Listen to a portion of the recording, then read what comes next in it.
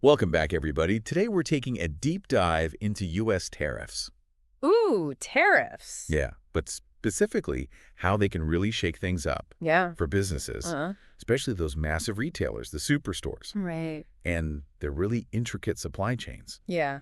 Our main source material for this deep dive is u1.txt, Okay. which is going to give us a really practical look at how to navigate Mm-hmm. the very choppy waters Uh-huh. of international trade.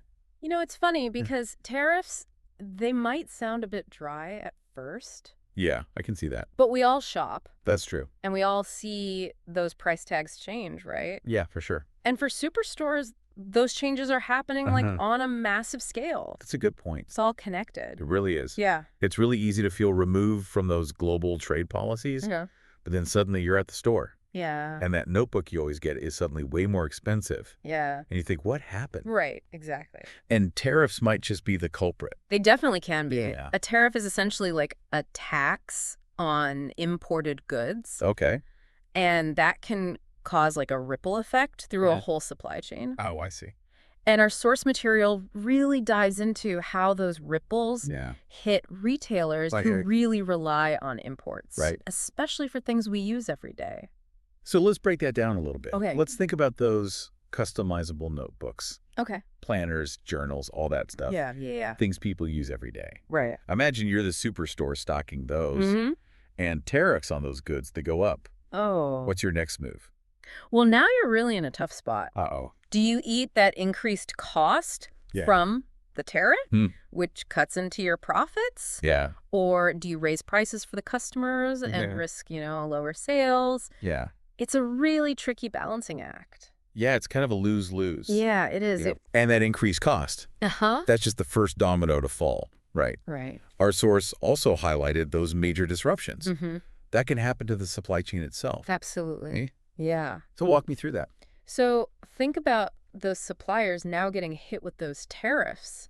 Mhm. So they might have to delay those shipments Right. or renegotiate contracts. Okay. And that usually leads to worse terms for that retailer. Yeah, I see. That smooth flow of goods gets all messed up. Right. And then you have delays, Ah. empty shelves, unhappy customers.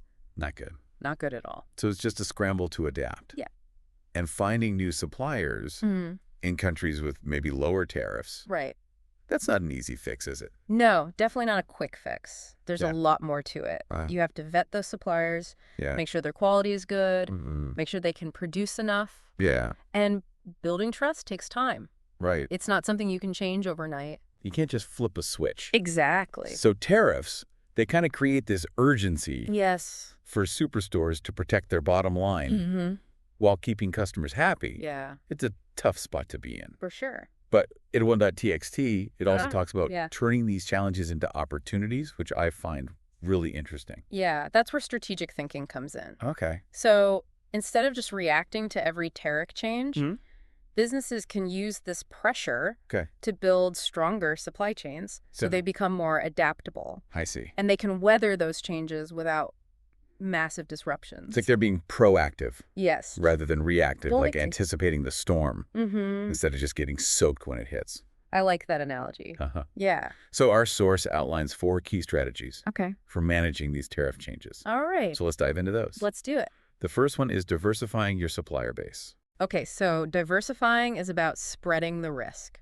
All right. So instead of relying heavily on one region, like China, Right. for all your imports, the idea is to source from multiple places. Okay. Our source mentions Cambodia, Vietnam, and India Oh, okay. Interesting. as alternatives. So you're not putting all your eggs in one basket. Exactly. But each country, they have their own pros and cons, right? Of course. Like Cambodia, I know they have lower labor costs than China, They do, yeah. which seems attractive, Mm-hmm.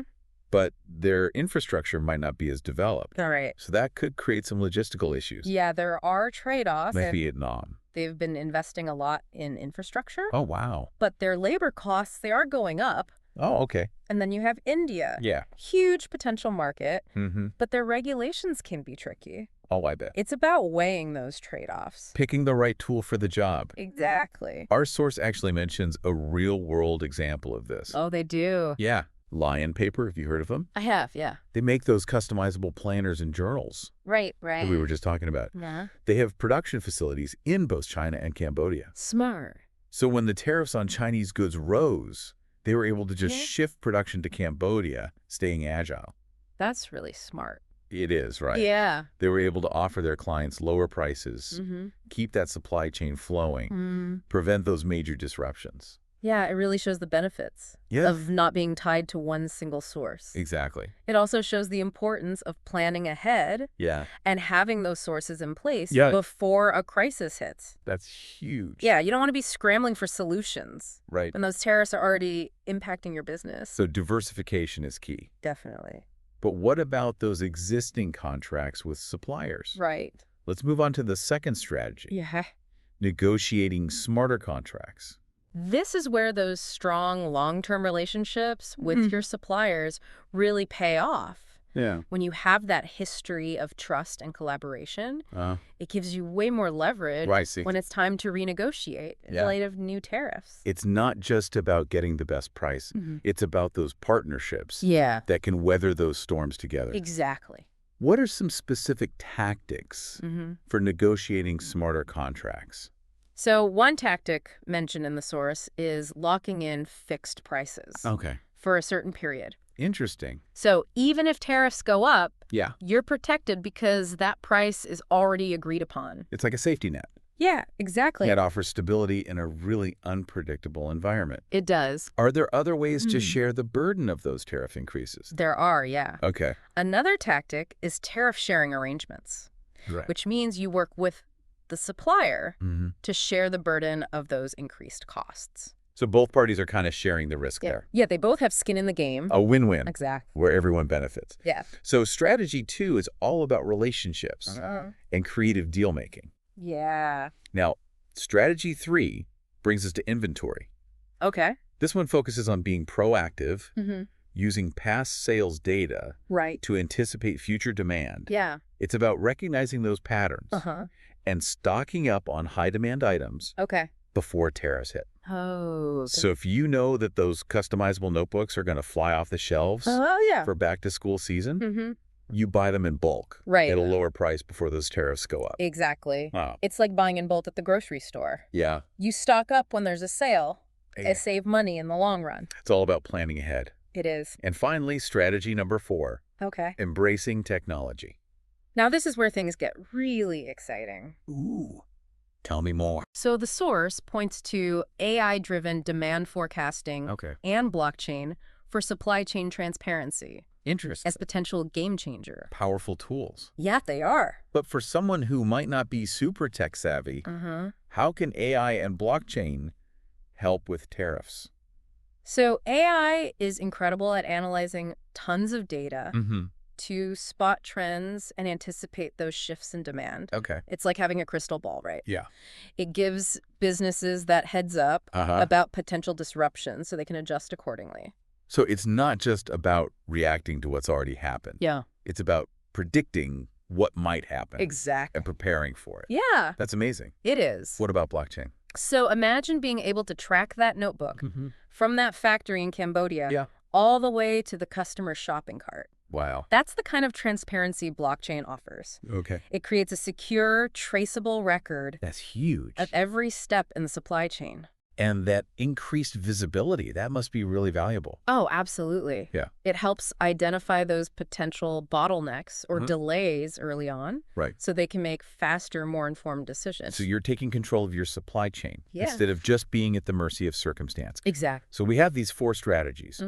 Diversifying, negotiating, optimizing, and embracing technology. But how do we know if they actually work? Our source dives into some hard data, right? They do. Okay, let's get into the numbers. Okay. What were some key insights that you found? Well, first, it's important to note that tariffs, they aren't one size fits all. They vary by region, which highlights the value of diversification. For example, in 2024, the projected tariff rate for goods imported from China was 25%. While the rate for goods from Cambodia was only 12%. Wow, that's a huge difference. It is. That could really affect those profit margins. Yeah, absolutely. It really emphasizes that spreading your risk across different sourcing locations could be a really smart move. It could. The data also shows a clear correlation between tariff increases and retail price hikes. Okay. For example, in 2019, when tariffs increased by 10%, retail prices went up by 5%. Okay. But in 2023, when tariffs jumped by 20%, retail prices rose by 12%. Wow. If I think about those journals, a 12% price hike, I'd think twice about buying those. Right. Those numbers really hit home. They do. It's a reminder that these tariffs, they aren't just abstract policy decisions. No. They have consequences for businesses and consumers. For sure. What really brings this to life is the personal story our source shares about one of their clients. Okay. Involving a retailer specializing in customizable journals. Okay. Who was hit hard by those rising costs due to tariffs on Chinese goods. That's rough. Yeah. It's the classic example of those data points turning into real struggles. Right. This retailer, they faced a tough choice. Absorb the costs and lose profit or raise prices and risk losing customers. It puts you right in their shoes feeling that pressure. Yeah. So how did they navigate that? So they partnered with Lion Paper. Oh, wow. The same company we talked about earlier. Yeah, with facilities in China and Cambodia. Exactly. By shifting some of their production to the Cambodian factory, they were able to secure lower costs without having to compromise on quality. That's a good move. They diversified their production, just like that first strategy. Exactly. It sounds like they turned a potential disaster into a success story. Yeah, they did. Not only were they able to keep their prices competitive, they met their deadlines. Yeah. And even grew their market share. Wow. Talk about turning lemons into lemonade. Right. Yeah. Their story really shows that the right partnerships can be crucial. They are. In navigating these tough trade environments. It shows that sometimes the best solution isn't going it alone, but finding partners who can provide that flexibility and resources. To adapt and thrive. Exactly. It's about building a network of support and expertise that can help you weather any storm. And that client story really brings that home. It does. Yeah. So tariffs, they can really shake things up for businesses. Definitely. Especially those relying on global supply chains. Yeah. But as we learned, it's not just about weathering the storm. Yeah. It's about using these challenges to become stronger and more adaptable. That's a really good point. You know what I find fascinating? What's that? How something as abstract as a tariff can have a tangible impact on what we buy and how much we pay for things. Right. It underscores how connected our global economy is. It really does. And it makes me wonder, what are some other ways that businesses can stay ahead of these kinds of shifts? That's a great question. It's definitely something to think about. It is. Yeah. Absolutely. There's always more to explore. And this deep dive has hopefully given you a good starting point for understanding this complex world for sure of tariffs and global trade. Yeah. So much to unpack. I know, right? So much to talk about. It really emphasizes the need for businesses to develop a more strategic and holistic view of their supply chains. So it's not just about, hunting for the cheapest materials or the fastest shipping routes. Yeah. There's a bigger picture. There is. Like anticipating those disruptions and having backup plans. Exactly. And that requires a different approach to suppliers, too. Oh, okay. How so? It's less about those transactional relationships and more about fostering those long-term collaborations built on trust and mutual benefit. Because when those tariffs hit, having those strong partnerships to navigate the challenges makes all the difference. It really does. So tell me more about that. It's those relationships that enable open communication, fair negotiations, finding those creative solutions together. Like you're facing the storm as a team. Yeah. Not just individual ships. I like that. But let's zoom out a bit. Okay. How do these tariff wars and these supply chain disruptions, how do they actually affect the everyday person? That's a great question.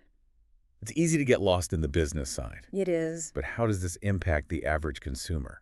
Well, the reality is those global trade policies, they directly impact what we buy. The prices we pay. Even what's available to us as consumers. So that price jump on my favorite notebook? Yeah. Or that new gadget that suddenly delayed? Could those be those tariff ripples? They absolutely could. Wow. And it's not just individual products. Yeah. Whole industries. Like imagine tariffs on steel and aluminum. Okay. Suddenly, construction costs skyrocket. Yeah. Which could lead to higher housing prices. Right. Or delays in infrastructure projects. It's mind-boggling how interconnected everything is. It really is. We're not just passive bystanders. We're not. Our choices have an impact. They do. Being mindful of where our products come from, understanding the impact of our choices, supporting businesses committed to ethical and sustainable sourcing, all of that contributes to a more responsible and resilient global trade system. It's not just what we buy. No. It's how and from whom. Exactly. Our source really emphasizes this idea of resilience. Yes. It's not just about weathering the storm, but emerging stronger. Resilience is about anticipating those challenges, having that flexibility to adapt, and the ability to bounce back from setbacks. It's a crucial quality. It is. In a world that throws curveballs. All the time. So if we had to break this down into key takeaways for our listeners, what would those be? I'd say the first takeaway is this. Yeah. Tariffs and trade policies, they have real-world consequences for all of us. Not just businesses. Not just businesses. They affect what we buy, how much things cost, even what's available. It's about recognizing that these aren't just abstract concepts. They're not. They have a direct impact on our lives. What's the second takeaway? Resilience is key. Yeah. In a world full of volatility, Yeah. businesses need to anticipate, adapt, and bounce back. And those 4 strategies we talked about. Yeah. Diversifying, negotiating, optimizing, embracing technology. Yeah. Those are all about building resilience. Precisely. And the final takeaway? Collaboration. Okay. Building strong relationships with suppliers. Yeah. Staying open to creative solutions. Working together. Finding those win-win outcomes. Exactly. It all makes a difference. It's about cooperation. Yes. Not just competition. Right. We're all in this together. We are. And we can create a more stable and sustainable global trade system by working together. I'm actually really inspired by the businesses and individuals out there who are committed to doing things differently, finding those creative solutions and building more resilient systems. It's about seeing those challenges not as roadblocks, but as opportunities to grow and innovate. I love that. So even with all these challenges, there's a lot to be optimistic about. There is. What gives me hope is that human capacity for ingenuity and resilience, our ability to adapt, innovate, and find solutions, that's always driven progress. And that same spirit will guide us as we navigate those unknown waters ahead. It will. This deep dive has been so insightful. It has. But it's also left me with a lot of questions. What kind of questions? Well, I'm thinking about the long-term implications of all of this. Okay. How will these ongoing trade tensions and geopolitical shifts, how will they reshape global supply chains in the coming years? That's the million-dollar question. There's a lot of uncertainty right now, but one thing is clear. What's that? The old ways of doing things, they just aren't sustainable anymore. So we're in this period of transition. We are. And those who adapt and evolve, they're the ones who come out on top. Exactly. We're already seeing a move towards more regionalized and localized production. Interesting. More emphasis on sustainability. Okay. Ethical sourcing, and a growing demand for transparency.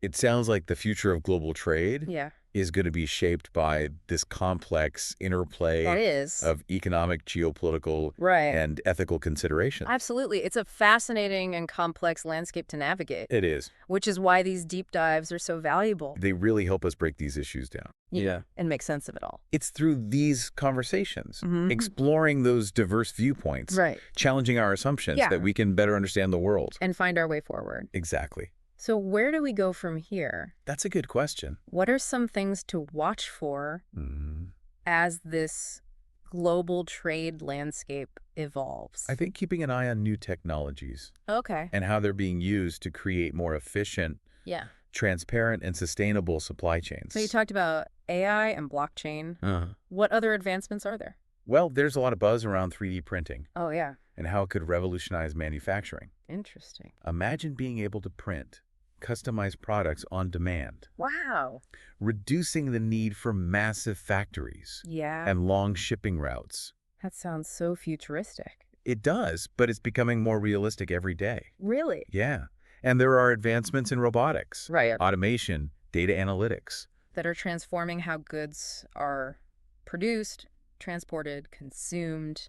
Technology is a major player. It is. In shaping the future of global trade. It is, but what about the human element? Yeah, that's a good point. How will these changes affect workers, communities around the world? That's a crucial question. As automation and other technologies become more common, we have to think about job displacement. Right. We need to retrain those workers. For the jobs of the future. Exactly. It's not just about the technology. It's about social innovation, too. Finding solutions that benefit both businesses and workers. Yes. Promote economic growth while protecting people. Right. It's a tall order. It is. It seems the future of global trade will be shaped by this dance between technology, social change, and ethical considerations. A lot to consider. It is, and that's why deep dives like this are important. I agree. Engaging in these conversations. Yeah. Exploring different viewpoints. Challenging assumptions. We can start envisioning a better future.